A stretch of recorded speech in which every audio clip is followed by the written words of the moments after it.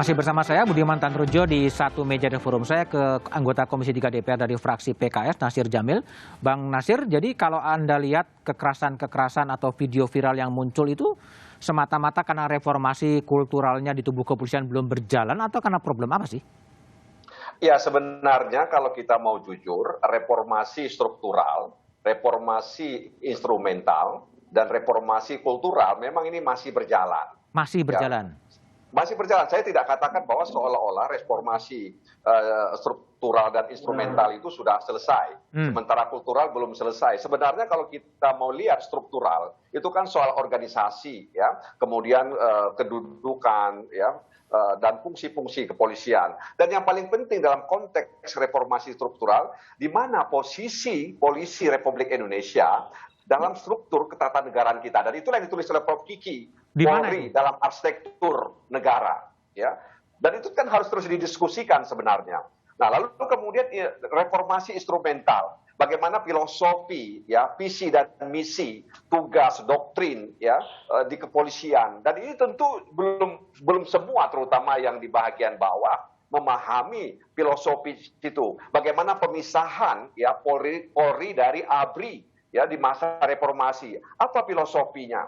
Dan ini kan penting untuk diketahui. Nah, reformasi kultural itu kan menyangkut bagaimana manajerial dan kemudian juga sistem rekrutmen, kemudian sistem pendidikan, kemudian anggaran dan operasional. Terus terang saja, Mas Budiman, 8 tahun terakhir ini, ya, anggaran di kepolisian itu sudah mencapai angka 112 triliun. Saya mengikutinya sejak awal, ya, 2004. Ya, itu anggaran kepolisian itu sudah jauh sangat besar. Nah, kemudian publik bertanya, apa korelasinya anggaran yang besar dalam rangka untuk kemudian mewujudkan polisi yang dapat dipercaya oleh masyarakat? Apa korelasinya kemudian anggaran yang besar itu untuk mewujudkan profesionalisme kepolisian, kemudian modernitas kepolisian, apalagi sekarang Pak Sigit dengan tagline-nya, ya, prediktif, kemudian responsif, transparansi, berkeadilan, dalam bagaimana kemudian polisi bisa menjamin hadirnya demokrasi di Indonesia. Jadi ini sebenarnya yang harus dievaluasi. Kita tidak ingin kemudian, ya, isu-isu di luar Indonesia terkait dengan kepolisian itu bergulir di Indonesia. Nah, karena itu ini tantangan bagi saya, tantangan bagi Pak Sigit. Dan PR Pak Sigit Oktober ini itu kan respon terkait dengan laporan-laporan yang diberikan oleh masyarakat kepada Amnesty International, kepada Komnas HAM, di mana polisi termasuk, ya, institusi yang paling banyak diadukan oleh masyarakat. Jadi polisi tidak boleh arogan, polisi tidak boleh menganiaya, polisi tidak boleh menyiksa. Polisi harus bertindak sesuai dengan kode etik profesi atau kepolisian dan HAM. Itu adalah PR yang sangat responsif untuk mengatasi. Tapi tentu saja tidak boleh setengah-setengah, ya, tidak boleh setengah-setengah. Dan ini harus terus dievaluasi dan kami berkepentingan untuk mengawasi itu. Tapi sekali lagi saya katakan memang kita belum punya pengawasan eksternal. Kalau Kompolnas itu hanya penasehat dalam kebijakan di kepolisian, mereka tidak bisa mengawasi, ya. Nah, oleh karena itu kita perlu pikirkan, ya, bagaimana kemudian institusi kepolisian, institusi kejaksaan. Kalau pengadilan ada KY, Komisi Yudisial, yang mengawasi keluhuran dan martabat para hakim. Nah, polisi dan jaksa ada Komnas, ada Kompolnas, ada Komjak. Tapi sekali lagi mereka hanya, ya, penasihat kebijakan, bukan pengawas eksternal dari kepolisian atau kejaksaan. Betul. Bang Nasir, tadi yang disebutkan bahwa soal hierarki, soal posisi kepolisian dalam sistem ketatanegaraan ini sebetulnya arahnya kemana? Akan menempatkan lagi ada revisi undang-undang kepolisian yang menata ulang posisi polisi di bawah kementerian atau di bawah presiden atau gimana sih maksudnya? Sebenarnya revisi itu tidak ada masuk dalam program legislasi nasional, baik setahun maupun 5 tahun. Tapi memang perlu didiskusikan terus bagaimana, ya, Polri dalam arsitektur negara. Karena apa? Karena agar kemudian kehadiran kepolisian itu kompatibel dengan upaya kita untuk memajukan demokrasi. Dan salah satu ciri demokrasi itu adalah supremasi terhadap hak asasi manusia. Nah, karena itu TR Kapolri itu sangat tepat, ya, sangat tepat untuk kemudian menghindari polisi. Bahkan di situ disebutkan bahwa ketika polisi melakukan kekerasan yang berlebihan, kemudian itu disuruh untuk diselesaikan secara transparan, ya, prosedural, dan juga berkeadilan. Saya pikir ini harus kita jaga, semangat seperti ini harus kita jaga. Tapi soal bagaimana Polri dalam arsitektur negara, kita nanti bisa banyak dengar dari Prof. Kiki. Oke, Prof. Kiki, jadi gimana kalau dalam bayangan Anda setelah ada berbagai kejadian ini, apakah perlu penataan ulang posisi polisi dalam arsitektur kenegaraan atau gimana, Prof. Kiki?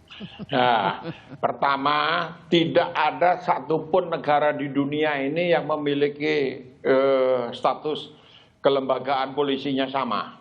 Oke. Nah, ya satu itu. Kemudian yang kedua, polisi Indonesia itu setengah kakinya ada di yudikatif karena dia penegakan hukum. Oke. Nah, setengah kakinya ada di pelayanan publik.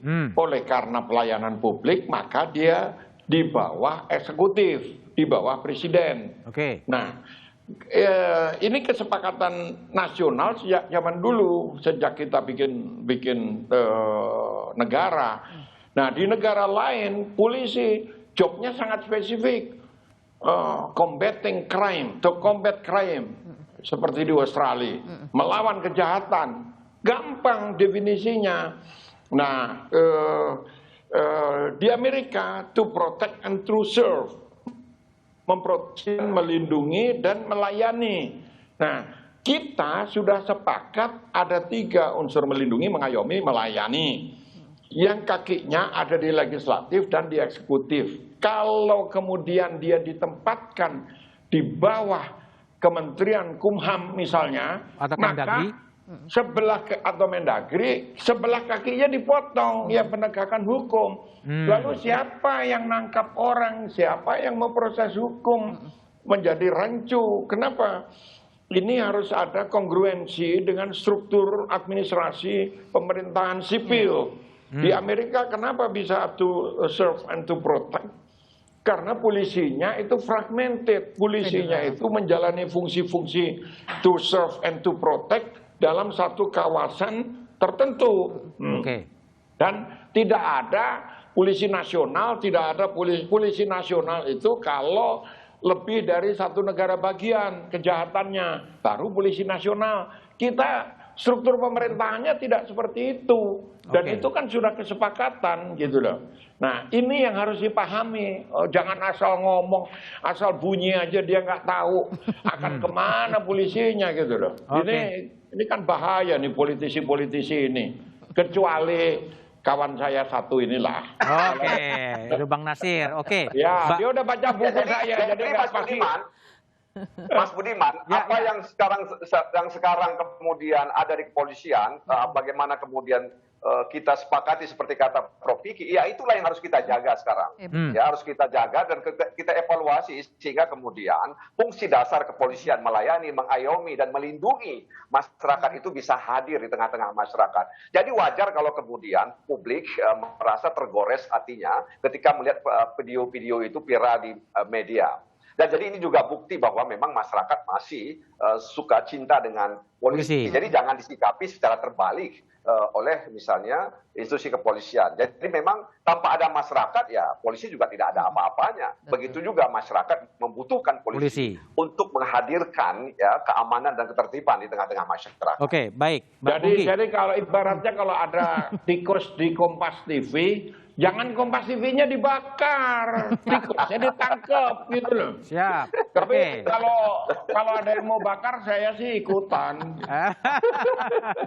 Oke, Mbak Pungki. Jadi kalau Mbak Pungki lihat ya, sebenarnya apakah peran Kompolnas di sebenarnya posisinya di mana sih ketika ada berbagai video-video viral yang memberikan nada sentimen negatif terhadap kepolisian? Itu posisi Kompolnas di mana? Kompolnas ini kan sebetulnya think tank bagi presiden untuk ya bagi presiden untuk arah bijak Polri dan untuk menjadikan Polri profesional dan mandiri. Jadi kita memberikan masukan-masukan pada presiden.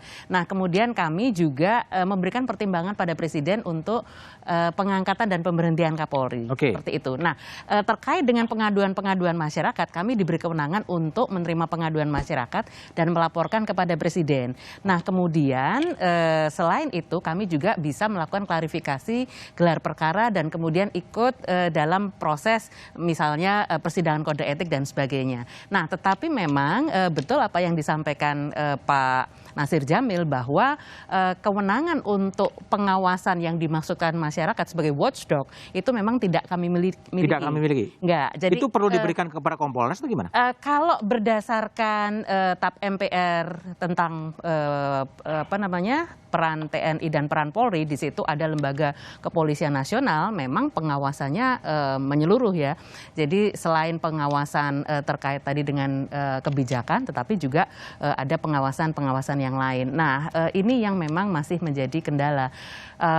Kompolnas juga meskipun aturannya muncul dari TAP MPR, terus kemudian ada undang-undang kepolisian, kami ada di situ, tetapi yang lebih dikenal adalah peraturan presiden ini yang mengatur Kompolnas seperti itu. Nah, jadi kalau kemudian ada desakan-desakan dari masyarakat agar peran Kompolnas diperkuat, diperluas, saya rasa perlu menjadi perhatian DPR juga untuk melihat hal ini. Kalau ada kesan bahwa Kompolnas memang punya tone, punya kecenderungan untuk membela kepolisian gitu, itu sebetulnya tidak juga, karena kami di dalam Kompolnas ada 3 unsur. Jadi unsur pemerintah, kemudian ada unsur dari pakar kepolisian dan unsur dari masyarakat. Nah, ketiga unsur ini memang dibutuhkan sebetulnya untuk membantu mengkritisi reformasi kepolisian seperti itu. Nah, reformasi polisi terus kemudian lahirnya Kompolnas itu kan karena reformasi juga seperti itu. Baik, saya kembali ke Sugeng Santoso, Ketua Indonesian Police Watch. Sugeng, jadi dalam posisi seperti sekarang sebenarnya PR apa sih yang harus dilakukan oleh kepolisian untuk berbenah dan memperbaiki diri? Tapi jawaban Sugeng setelah jeda berikut ini.